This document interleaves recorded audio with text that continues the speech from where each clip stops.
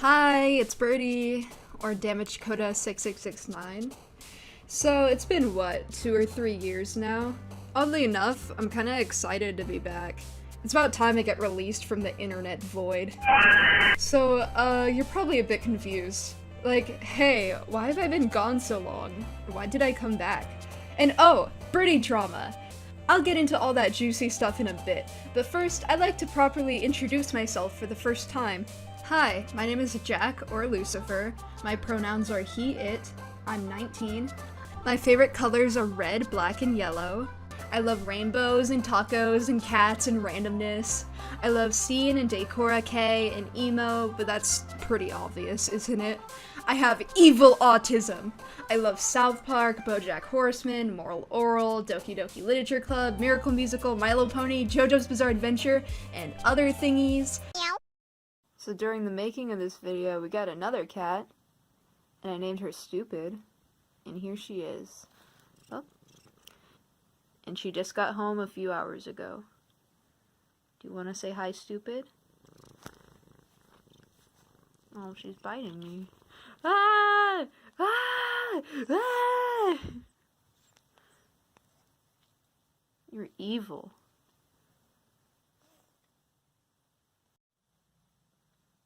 Ah! Don't bite me. Don't bite me. Stop it. I just want to pet you. Ah! Ah! Are you fucking stupid? Yes, I am.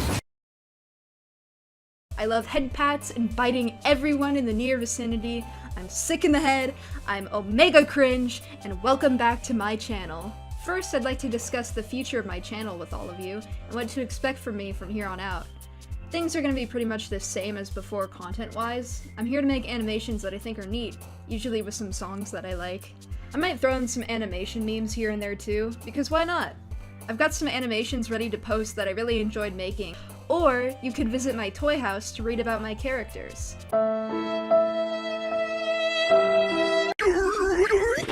I have a few story projects I've been planning for a while too. Also, some of my art is pretty gory and contains dark themes, so be aware of that while navigating my content.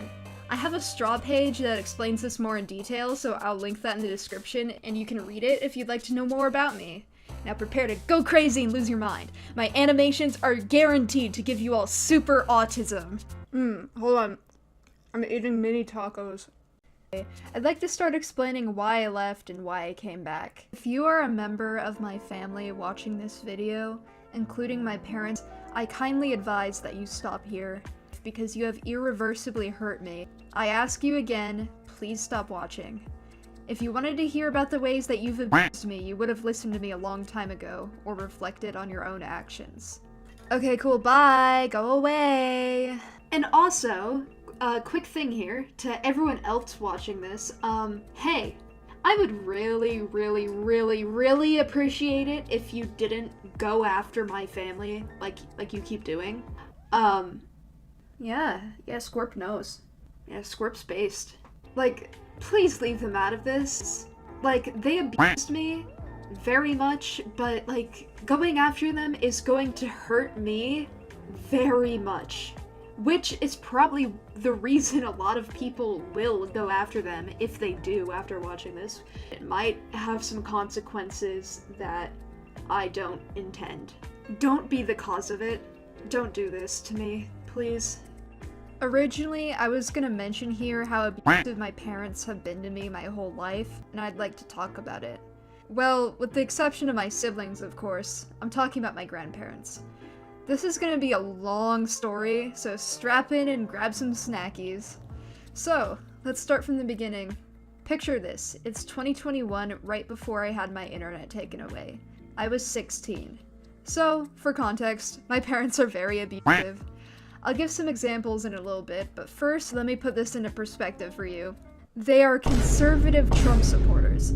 They are racist, sexist, transphobic, homophobic, anti-vaxxers, anti-maskers, conspiracy theorists, hardcore Christians. They're literally in a cult, and they have 6 kids, not including me. Ew! They have emotionally, verbally, sexually, and physically abused me for my whole life, as well as neglecting me.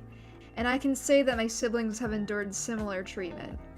So yeah, my parents were the reason I had to take a hiatus in the first place.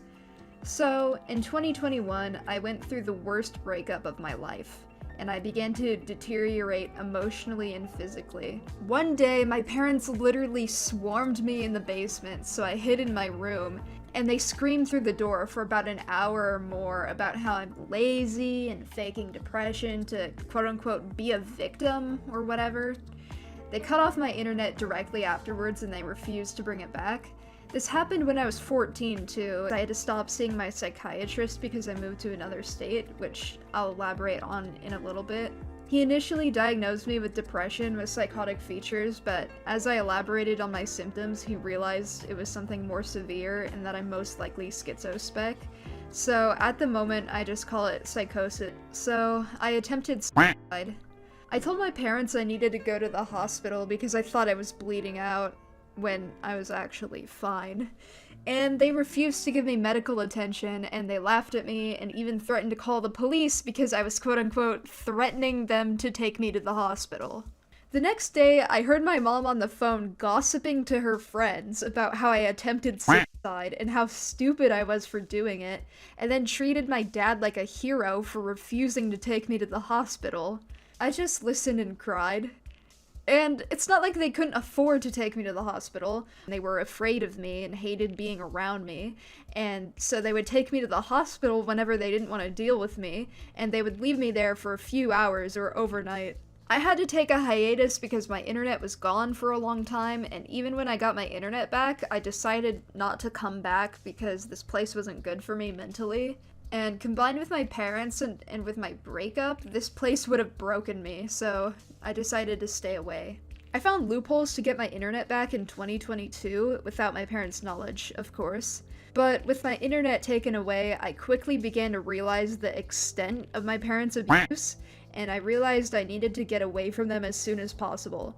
But I was only 16, and I didn't have any friends IRL, so there was nobody to save me. Eventually, an online friend, who I will not be naming here, got in contact with me and offered me a safe place to stay. The issue with this is he lived all the way in Maryland, and I lived in Washington State, so I would need to prepare to move cross-country. I waited until I turned 18, and I prepared for over a year, all while hiding my plans from my parents. I relied on this guy for my own safety. As soon as I had plans ready to purchase a plane ticket, he blocked me, leaving me back at square one, stuck in my abusive household with my parents and with no support system at all. He intended to let me stay at his mom's house, and I was under the impression that she knew I would be coming and that she was allowing me to stay there. I learned after the fact that this guy had lied to me and that his mom had no idea about our plans. Like, she just thought that I was coming to visit, not that I was gonna live there. Like, according to him, he spent either $200 to $400 on gifts for me from, like, Amazon that he planned to give to me when I arrived at his house. And, like, even weirder, I have proof that these gifts were real. He ended up sending, like, 3 of them to me in the mail. Dude, I spent, like, $300 on gifts for you, and you're gonna act like this? You're such a bad friend. And also, I never asked for them. I never asked for any of the gifts. Because holy shit, that's a lot of money to spend. Like, holy moly. So, now it's the beginning of 2023. I ended up moving 4 times in just this year. Got back on my feet quickly. I went to my grandma's house, and she allowed me to stay there and eventually decided that she would house me until I could afford to move out. So this seemed viable at the time. Issues began to arise when she expected me to wake up early to go to school 3 days a week and work on math at home for an hour every day, as well as getting to all my appointments by myself. Which I know it sounds ridiculous that this is where I began to suffer, but I dropped out of school in 9th grade. There's also the fact that I can't drive, so I would have to take public transportation to these education programs and wherever else every time I needed to go, and it was a 15-minute walk to the bus stop every day. It was the middle of summer, and I didn't have any cool clothes. I know it sounds like I'm making excuses, I started going to a GED prep program in person, and I completed 2 of the 4 tests independently. But then I shifted my focus to math, which has always been my weakest point, and they set me up on a school Chromebook to take the GED practice test so that the curated lessons could be gauged from my answers from their website. Listen, I know how to do math. I just so happen to be much slower at it and have a hard time understanding the questions. I expressed this to the staff, and I explained that I was capable of answering the questions, but that I didn't understand what they were asking, and I politely asked for help and asked if there were any alternatives. They provided me with no help whatsoever despite me being on an IEP, and allowed me to basically skim through all of the questions, selecting random answers and typing in random numbers because I couldn't give a shit if I didn't understand what it was asking. Thus, the curated lessons were inaccurate to my education level, not that it mattered because I can only process information when being taught one-on-one. So, I would have to go in there every week and stare at a screen for over an hour while pretending to do math, sometimes even trying, but not absorbing any information whatsoever. And I attended the tutoring sessions every week. The issue was, none of these tutoring sessions were one-on-one. It was a classroom setting where a tutor would write random shit on a whiteboard based on requests from other people in the classroom. And I don't know if you've noticed, but I fucking hate public school style education because throughout my entire life, I have learned nothing from it. I specifically requested tutoring so I could have help with math one-on-one, but because of the misleading role of the tutor, I made no progress at all, once again. And you know that IEP I mentioned earlier? For those unaware, IEP stands for Individualized Education Plan, and it's a tool developed by the American public education system, and it was designed for disabled kids to be given the help and assistance they need in school. I've been on an IEP during my entire time in school, and even though I officially dropped out, I tested back to be on an IEP while prepping for my GED. So, this was supposed to help me, right? Well, being on an IEP for me meant that I had to now attend an alternative high school, and I was required to show up every Friday. I would go into a classroom early in the morning every Friday and simply be asked to go on a website and study. Same exact bullshit as the GED prep program, except I had to bring my own laptop to the school, so if I managed to forget it, they would literally just have me sit in there for an hour doing nothing. Most of the time, the website wouldn't even open, and when I asked the teacher for help, she told me to just email my caseworker at the GED prep program and get her to figure it out.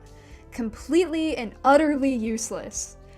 Apparently, they were also supposed to help me with emotional regulation, but that never came up in that classroom once. At the end of the school year, the teacher asked me to rate my emotional growth on a scale from 1 to 100, and even though I was fucking spiraling, I lied and said 100 because I did not want to keep going there. I don't know if you've guessed, but at this point, I've given up on my GED entirely. Fuck work anyways. Fuck capitalism, fuck the public school system, fuck ableism. Excuse me, I just wanted to rant about that whole shit show for a little bit. Kinda got off track, but I suppose it is an important part of my journey through hell this past year, so it deserves an honorable mention. I had paranoia so extreme that I unadded all of my friends except for like 2 of them. I started to believe that the government was monitoring me, and the things I was saying started making less and less sense.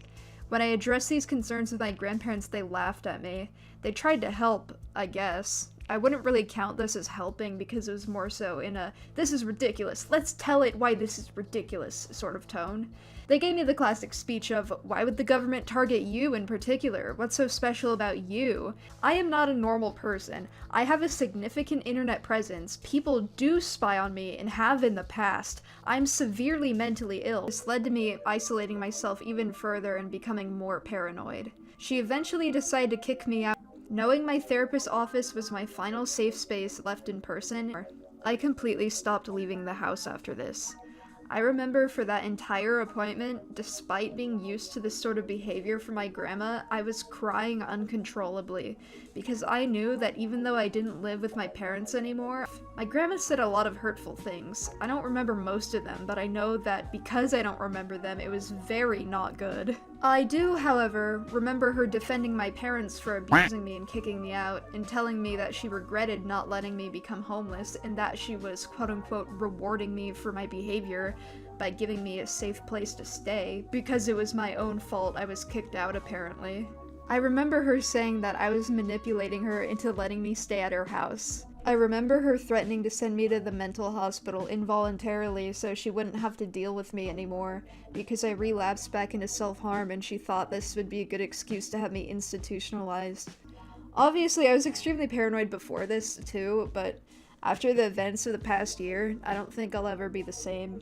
It wasn't a regular homeless shelter, though. It was a homeless shelter / mentoring program, which basically means that it's a homeless shelter except with responsibilities, and the owner basically chooses your life path for you, with the threat of sending you to a lesser homeless shelter if you didn't follow through with the goals he set up for you. Perfect environment for an abused, burnt out, mentally ill, paranoid dude, right?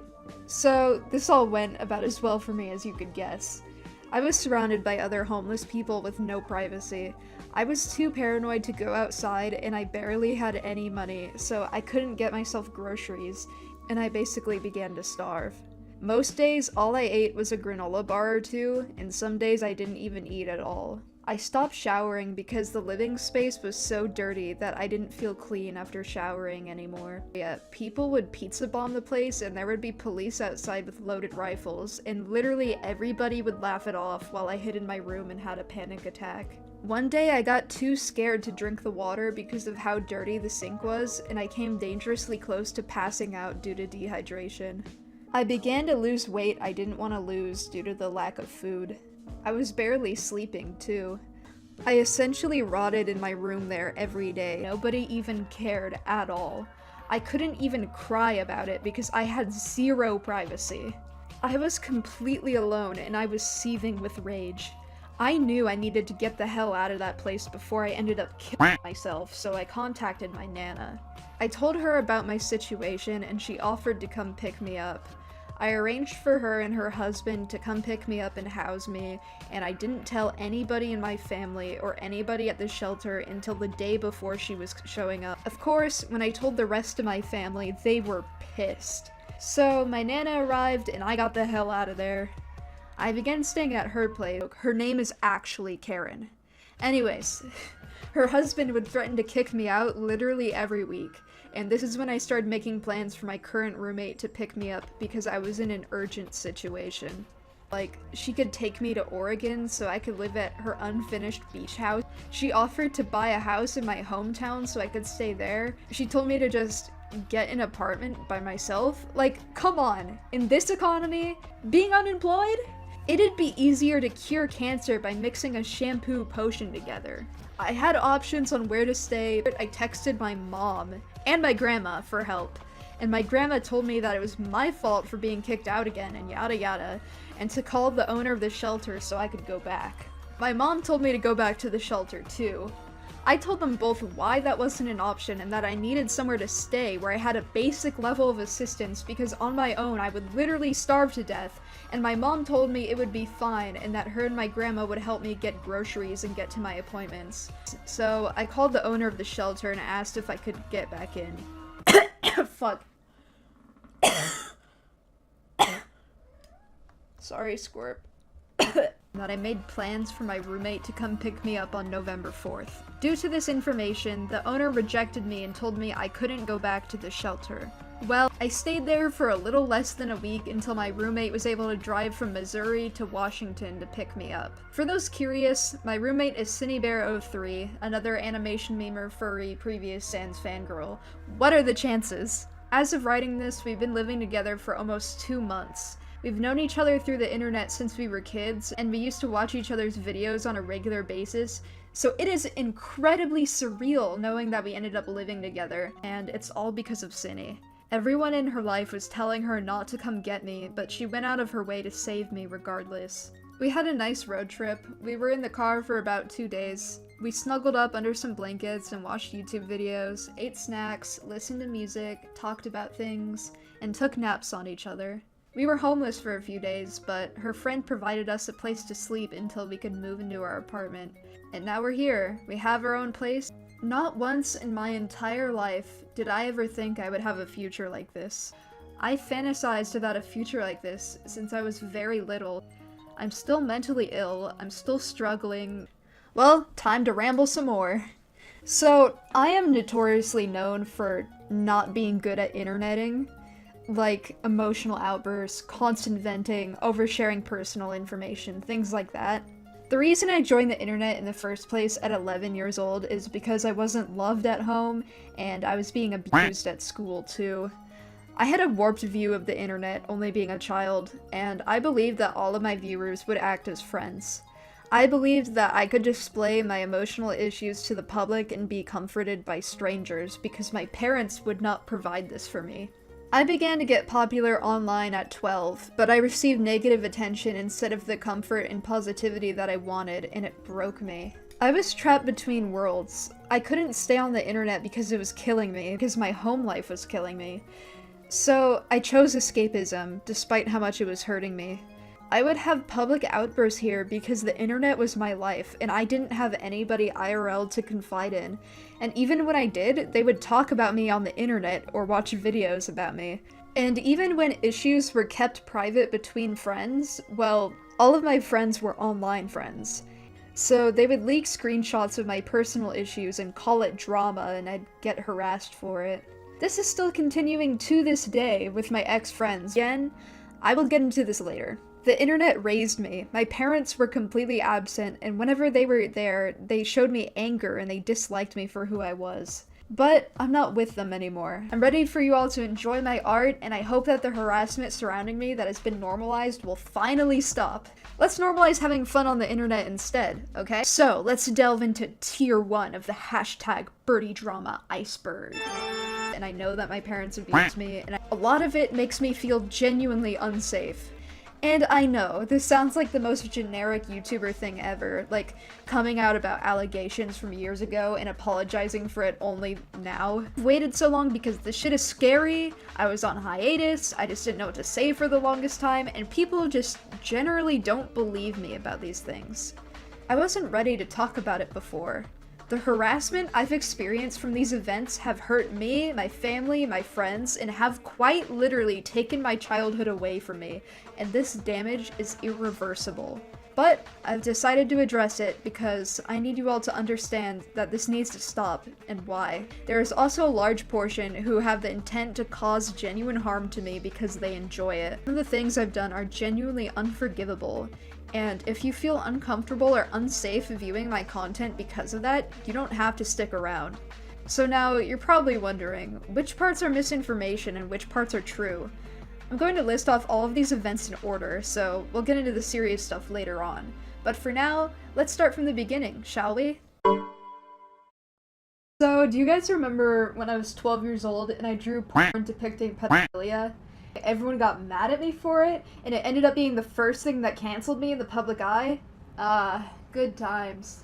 If you aren't aware of who Kitty Dog is, which would be shocking if you weren't, she's this super duper popular animation memer who makes very sexual videos. I'm totally not surprised that this happened. And when I was 11 to 12 years old, she was basically my idol. I made a shit ton of videos about her, and she commented on them asking me to join Discord, and you can see where this is going. And I was not old enough to consent to these things. I was 12. Another thing to bring into consideration is that apparently Kitty Dog was also being groomed during this time period, but this still doesn't excuse her behavior. Especially when we consider COCSA to be a trauma response, which stands for Child-on-Child Sexual Abuse. And yes, sexual abuse can be accounted for under messaging like Kitty Dog did. I'm aware of the fact people are still going to defend Kitty Dog in this situation, but at least acknowledge the impact this had on me as a kid. This led to the first time I got into big internet drama, and later when I was 13, she began drawing NSFW art of my sonas while also acknowledging that I was uncomfortable with it, but assumed that I would allow an exception for her because she's a popular creator that I looked up to. I consented to her drawing porn of me, but it was only because I was scared to say no.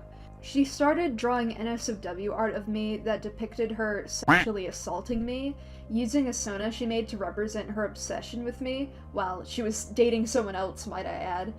I was very uncomfortable. A year later, when I was 14, I vented to someone telling them how uncomfortable I was with her drawing this art of me, and I sent some of it to them.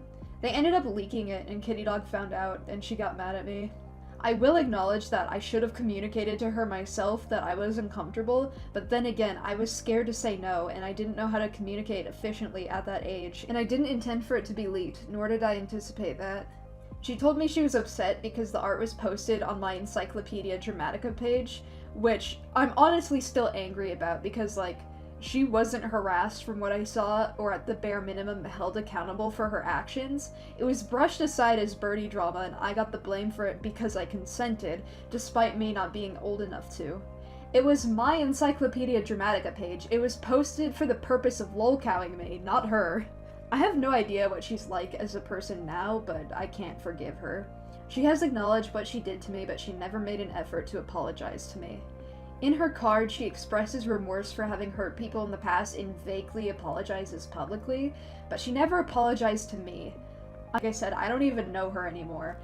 Now, this wasn't as bad as the other times I've been groomed, but it still had a huge effect on the way that my brain developed.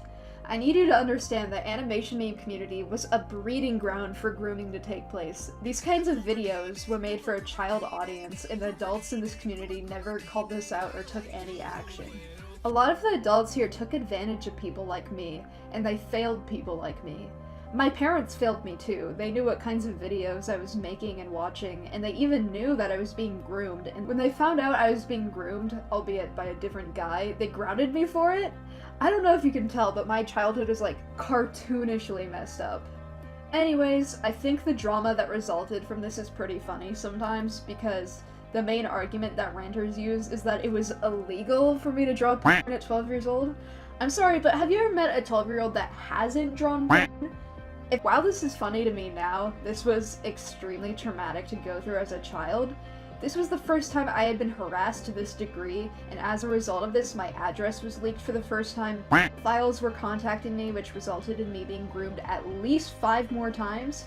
People were making threats to me, and my life was just ruined.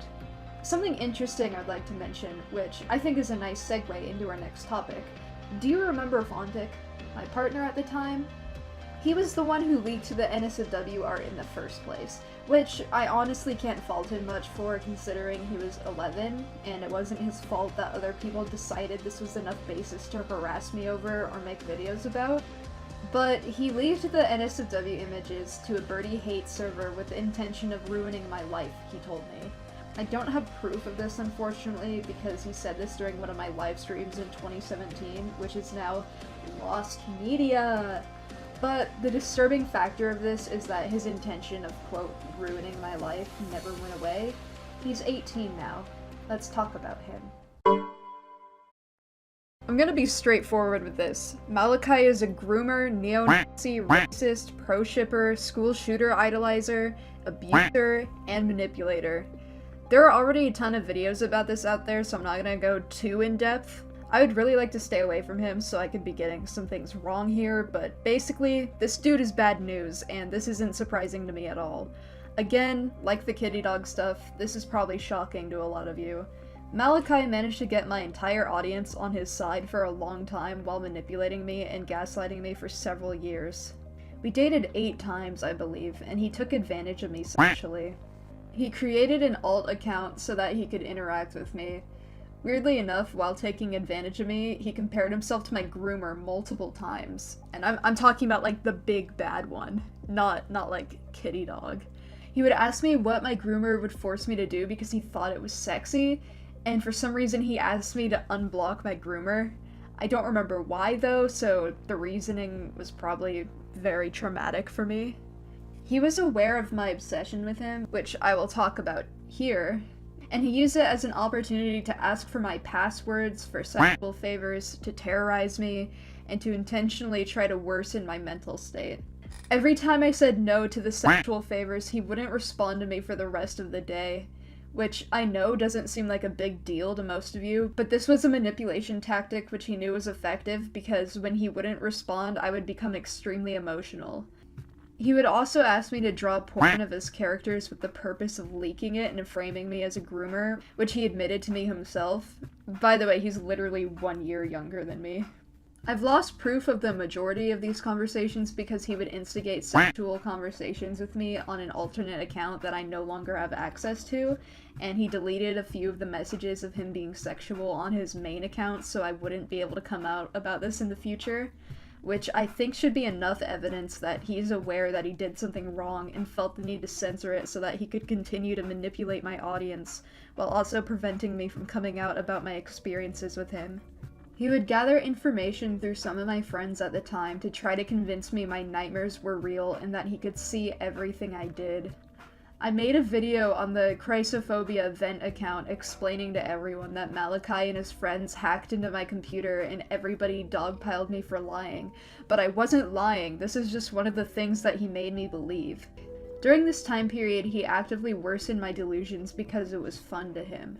I need you to understand that he is not the victim in this situation, nor has he ever been a good person.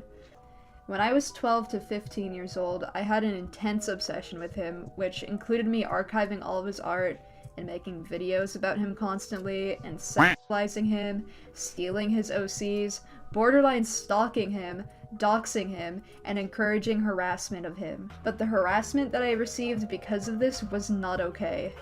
I have apologized to him in private for my behavior, and everything in the past has been resolved on my end. I'm saying on my end because he never apologized to me, or even acknowledged what he did, so thanks for that. Speaking of harassment, I encourage you not to harass him either. I know I said at the beginning of this video not to harass anyone mentioned here regardless, but people like him thrive off of negative attention, and I don't want anything to do with him going forward. Please be normal on the internet, it would be so awesome. It would be so cool. Also, one thing I want to add before I, end this section is, I didn't put this in the script, but I think it's important to bring up that Malachi, at his current age, with the influence he has over people, is a groomer and has taken advantage of many people. But something really weird about this is that the people he tends to choose as his victims either have delusional attachments to me or are copying me in some way. So he in particular goes after people that are trying to be me. And that's just fucking weird. I think we can all acknowledge that. Okay, next section.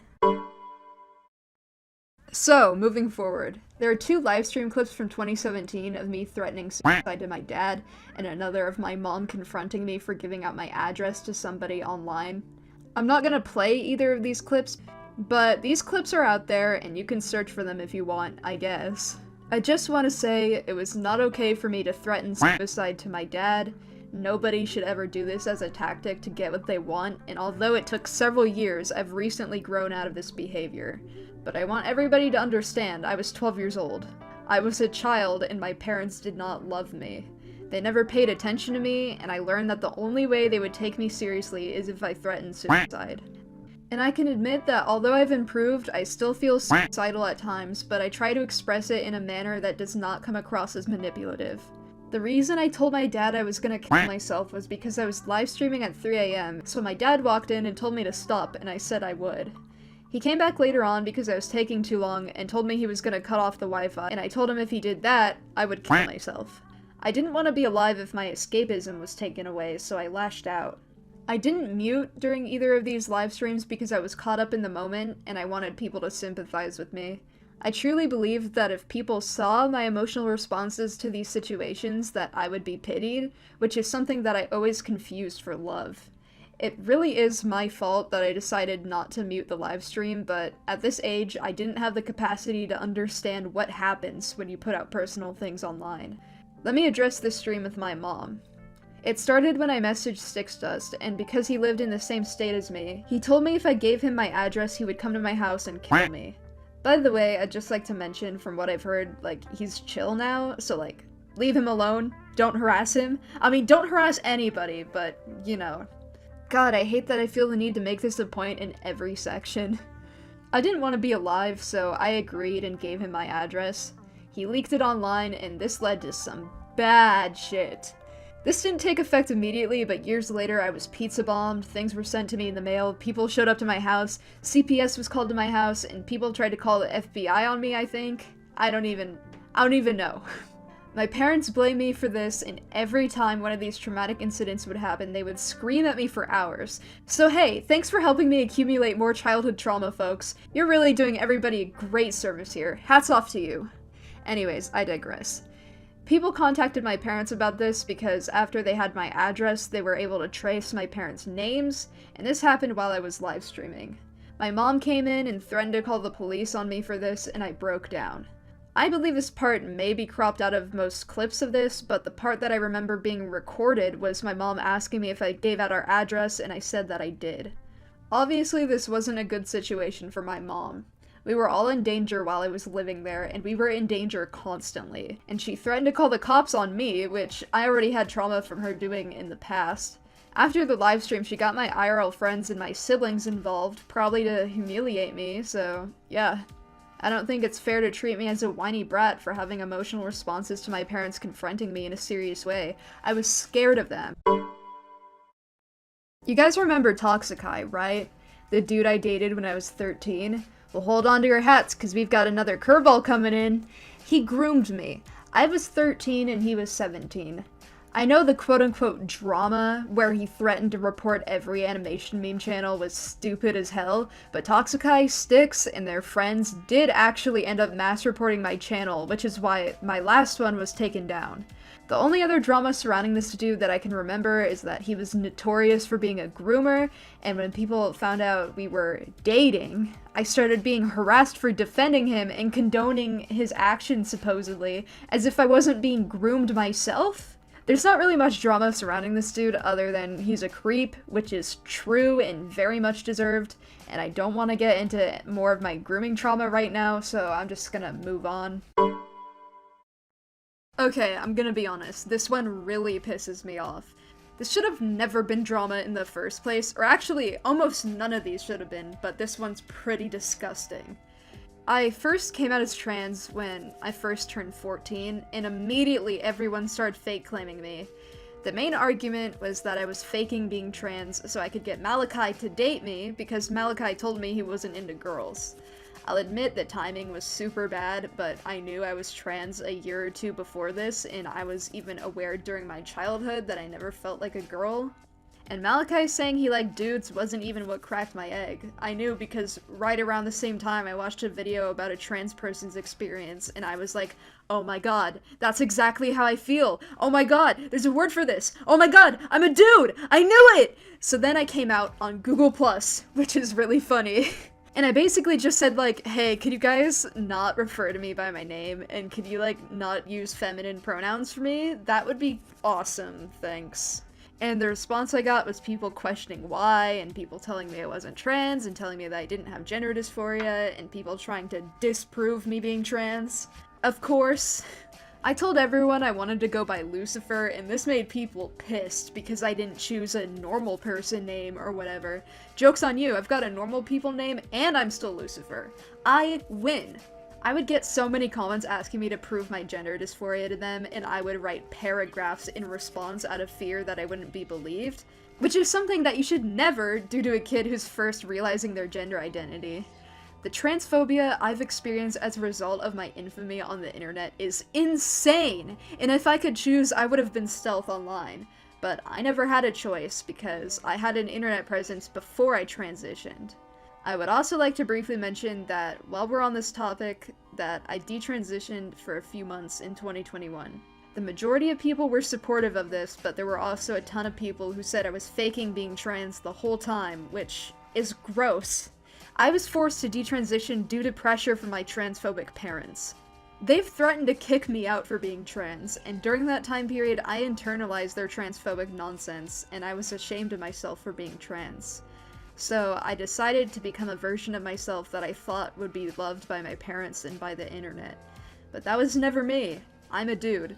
Please, for the love of God, respect that. don't misgender me, don't dead name me, don't sexualize me for being trans. Just treat me like a person, that's all I want. I'm gonna be honest here, I don't remember much of what happened with this person or what she said about me, but from what I've heard, she draws shit like this. I think she also claimed that I was sexual with her and called by, like, being in my underwear or something. And I mean, I was in my underwear, but I wasn't being weird about it. I'm just autistic and I have sensory issues with clothes, and I didn't realize at that age that that was a weird thing to do. What was weird was screenshotting me in my underwear as a minor and then posting it everywhere as drama. She was also one of the people who would collect information out of me to give to Malachi so he could try to induce paranoia in me, so that was really cool of her. Anyways, this girl is fucking gross, and she said this about me recently, when I haven't even talked to her in years. There was another thing she tried to do in 2021 while I was in DICE, and believe me, I'll talk about the DICE stuff very soon, but my memory of Purple is fucking garbo, so I'm gonna have my best friend Al testify as to what happened. Welcome to the special guest appearance Al segment!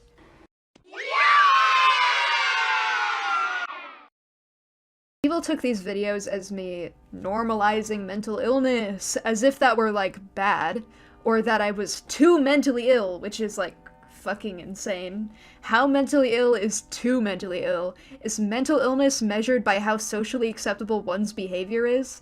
That's a disgusting thing to say about a mentally ill teen.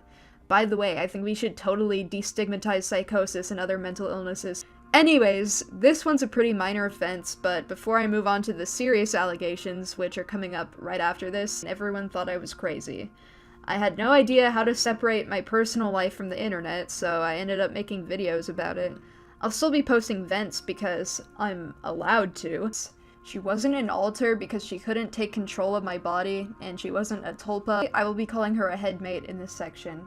Similarly to the psychosis drama, this should have never been drama to begin with, and it absolutely made me worse. Do you have a history of them? Carol, Marilyn, Susie, Raro, Goofball, Playdate, and even Edgy Jack, who originated from my brain. When Carol first appeared when I was 14, I went all the way to fucking Seattle Children's Hospital to see a psychiatrist, only for him to brush me off for being autistic and tell me that I have a vivid imagination and that it was just the autism. Funnily enough, I experienced the same thing when trying to explain to my therapist that I thought I had BPD, which ableism in the mental health system, especially directed at autistic individuals, is unfortunately very common, and now I'm mad. Anyways, I don't really have a point here, and it shouldn't have been drama, and that's that. I acknowledge I was very transphobic and racist in the past and often used slurs I couldn't reclaim, arguing with people of color about the slur usage, misgendering people and calling them trenders, and generally being very insensitive with matters that come to race and how people would express their gender identity. I won't be showing these on screen because these can be very triggering for some of my viewers, but these screenshots are out there, and if you want to see them, you could just search for them. I understand this is very serious and it was only 3 years ago, so I don't expect anyone to forgive me for just saying I'm sorry, but please understand that I've changed as a person and I have not maintained these views since I started my hiatus, and that I understand my own ignorance and internalized transphobia that led to me saying those kinds of things. I don't use slurs like that anymore and have become more open to all sorts of trans individuals and have put in the effort to listen to people of color about these issues.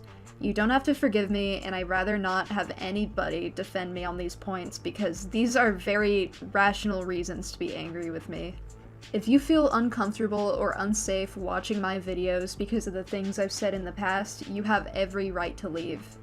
But please at least acknowledge I've moved on from these beliefs and I'm actively working to become a less intolerant person. To all of my trans viewers and people of color in the audience, I love you all, and I'm sorry, and I hope you're able to enjoy my content moving forward. I would also like to mention that in 2020 I made jokes about SA that were completely unwarranted and disrespectful to other victims out there, and I'm sorry for this too.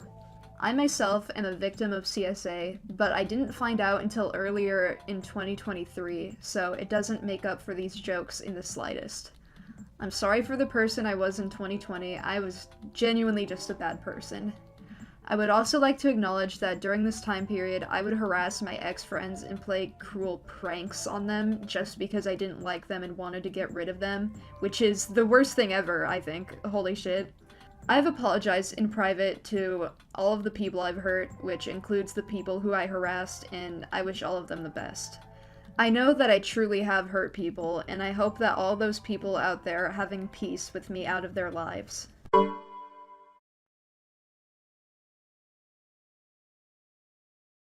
While on the topic of my ferret, I would also like to address the neglect. I got Chara for my 12th birthday with no prior knowledge of ferrets or how to care for them.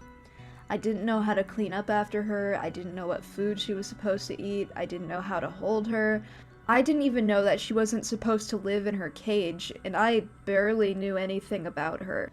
But I will admit that during the ages of 12 to 14, I didn't take care of her properly. I almost gave her away because I admitted that she wasn't the right pet for me to be taking care of because I could barely take care of myself. I couldn't provide the best life for her because I was never prepared to own a ferret. I wish Chara could have had the kind of life that Scorp has, but it's too late. She was 6 years old when she passed away, and I miss her more than anything. Let's remember her in a better light. She was sweet, playful, affectionate, and full of life. Okay, I'm not sure if anyone even remembers them. Basically, they were this group of people who would make rants about me because they were my friends for like a month and they thought that was enough basis to talk about how I like traumatized them or something. I mean, considering this was 2020, that was pretty reasonable for like who I was. But what was really fucking weird about evidence found is that the majority of them were like adults obsessively making videos about a 15-year-old and harassing me for some reason. Yeah, these people are weird and I don't like them. All of the 18+ members were extremely weird and talked about me and other minors in extremely inappropriate ways. However, I don't have any proof of this and I only found out about this recently, so I'm not really gonna delve into it. Anyways, maybe we shouldn't trust people who are just mad that they're not my friend anymore. Maybe gossip channels are inherently bad places to receive information, especially if they're biased and don't even know the person in question that well. Here's a pro tip. None of you know me. You're all a bunch of parasocial Andes.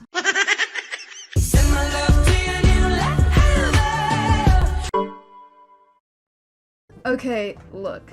This dude's a piece of shit. I'm gonna be quick here because, as far as I know, this dude genuinely gets off to internet drama and he's fucking obsessed with me.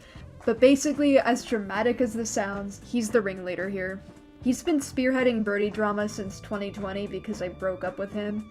I didn't take advantage of him sexually, everything was consensual, and he never expressed any discomfort or distress. I didn't cheat on him, I was in a polycule with him and my other boyfriend at the time, which we all consented to. He cheated on me, would guilt-trip me nonstop for being in a polycule that we all consented to, and after we broke up he would talk about my genitals 24/7 in detail, and then he leaked my news from when I was freshly 15 years old and dismissed it as quote-unquote high school drama. That's child porn, Julian. You own and sent child porn. Not to mention, Julian sent those nudes to his other ex, and also, fun fact, revenge porn is illegal in the state of California, and so is sharing CP, even if you yourself are a minor. That isn't to say that law overrides morality, but I'm just making a point here that this is both immoral and illegal. This guy has been harassing me nonstop when I did literally nothing to him except for break up with him, and he is quite literally the man behind the drama.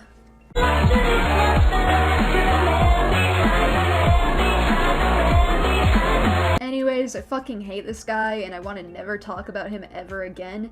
I just want to put this here because I think you should all really stop supporting him. Also, he's racist and drew fetishized essay art. I'm not showing these on screen because, again, it's incredibly triggering, but I'll put a link to a Google Doc in the description showing what he did. Okay, cool. Moving on. Never gonna talk about Julian ever again.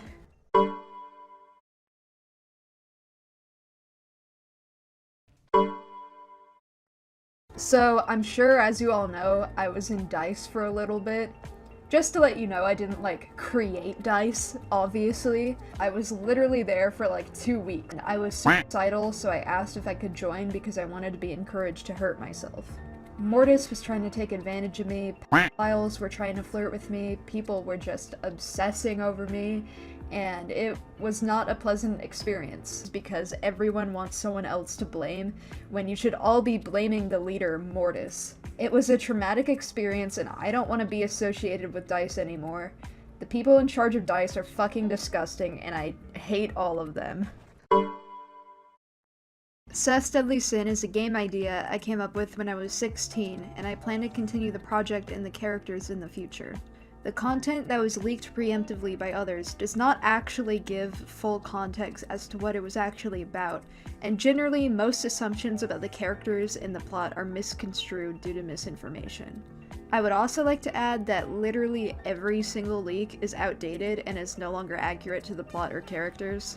The sexualization of the minor characters was done while I was a minor myself, as I was 16 during the making of the concept art and every character I sexualized was 15 or 16, but as I grew older I became uncomfortable with the concepts depicted and all of the characters are now adults. Seth's Deadly Sin is inspired by old RPG Maker games from the 2000s, and its main themes are severe mental illness, all coming from my own personal experiences.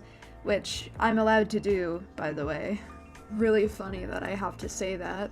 I would quickly like to mention that every artist ever takes from their own personal experiences to create stories. That isn't to say that the entire thing is a vent and that I'm oversharing personal details. It's merely a story about mental illness and coming to terms with your past. The assumption that the characters, specifically Jun Nguyen, being connected to Shotokan is just plainly wrong and really fucking gross, and that's obviously not condoned either, oh my god. It makes me extremely uncomfortable how some of my supposed fans have taken it upon themselves to more or less fetishize him and start making weird miniature fandoms surrounding him. Although I appreciate the fans surrounding my passion project, I am immensely uncomfortable with fans discussing the game and creating fan art while I was on hiatus, and being unable to release any official content myself on my own terms. It's my art and it's very personal to me, and I didn't consent to that being publicized. The feeling of being perceived and picked apart and analyzed while trying to avoid a public audience, as a majority of the older concepts that were inherently problematic have changed, and the story and the characters in general have changed drastically, as opposed to the art that was leaked. The story is more of a dark exploration of mental health issues as a result of intense childhood trauma, and it was never intended to promote or romanticize said issues. Going forward, while interacting with Seth's Deadly Sin, I please ask that 1. You aren't fucking weird about my characters, and 2. Stop putting words in my mouth about the series, and 3. Handle subject matters inside maturely, and 4. Acknowledge that again, the actions in it are not condoned. Also, I would like to briefly mention that the dude claiming Jun is related to Shotokan is fucking Julian. And I would like to make it a point again not to give this guy a platform, because the only reason he's claiming these things is because he's mad I'm not friends with him anymore. I was briefly friends with him last year and he was obsessed with Jun and had no issues with him whatsoever. This is a common theme with Julian, like, not just Julian, but everyone perpetuating this drama. They're extremely hypocritical and petty, and I wanted to provide an example of this here. I'm 19 now, and I'm not even going to entertain Julian or other drama people's ideas. It's mostly just random assumptions and lies made by weird, petty, parasocial Andes, and I advise against supporting these ideas yourself, as their proof is just speculation and their takes aren't nuanced in the slightest. Let's all be adults and not resort to petty name-calling and chicanery. I would like to add that an incredibly serious allegation came out about me while in the making of this video. There's been a fake screenshot made to make it look like I admitted to SAing my sister. I know for a fact that I've never hurt another person like this, let alone one of my siblings, but there's no concrete way to disprove things like this. There's no evidence of it not happening, and there's no evidence of it happening aside from the screenshot. The person who falsified this screenshot has added details that make this especially hard to disprove, such as claiming the assault happened while my sister was asleep.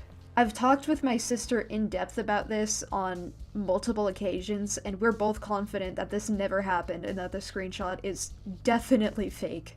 There's been a disturbing theme in the Birdie drama community of falsifying incest between me and my sister, such as NSFW art and essay accusations like these. We're both extremely uncomfortable and upset and sickened with these claims, and I myself even feeling traumatized from seeing falsified incest art of me and my sister when I was a child, me being 12 and my sister only being 9. The screenshot that came out recently even put the, quote, situation into a context that had us both being those ages, which is especially disturbing. SA is a traumatic situation any way you spin it, but intentionally framing it as us being young children is sickening. My sister wants nothing to do with Birdie drama, and I advise that you stop making these accusations or believing things said about me right off the bat.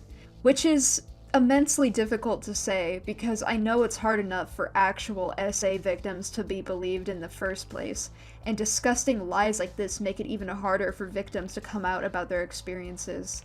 I myself am saying this as a victim of CSA and incest, which is why these accusations are particularly insulting.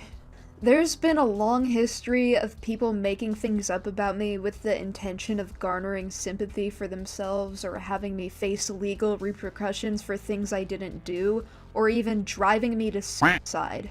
Please take everything said about me from a third-party source with a grain of salt. And please, for the love of God, leave my sister out of this. She's only 16 and doesn't need this kind of trauma. Also, she told me to tell all of you that she's, like, epic and, like, cool and awesome and, like... And she totally is. Can confirm. Hey, Alvina, if you're watching this, you're, like, epic. You're, like, my super best friend. Although I don't have any evidence that this didn't happen, I believe I know the person who made this screenshot. I was contacted on August 21st, and the screenshot was leaked on August 24th. The person who contacted me is known for falsifying screenshots and has publicized lies about me in the past. This is also the same person who claimed I groomed them in 2021. I believe that the screenshot was created as a result of me rejecting this person. They have a tendency to take revenge like this, and a ton of drama people in general are just jealous because I won't be friends with them or date them. I've since cut contact with them. I provided a video of me doing so because I'm aware of how easy it is to fake screenshots. I mean, duh, that's what this whole section is about, but like, yeah. As someone with immense sexual trauma, as a victim of grooming, as a victim of covert incest instigated by my mom, as a victim of CSA instigated by my dad, it is never okay to lie about these things. This kind of shit is why we're never believed. My heart goes out to all of the other victims of sexual assault and incest, and I wish you all the space to heal and to be believed. I'm sorry that this video ended up on such a serious note. I couldn't not address this.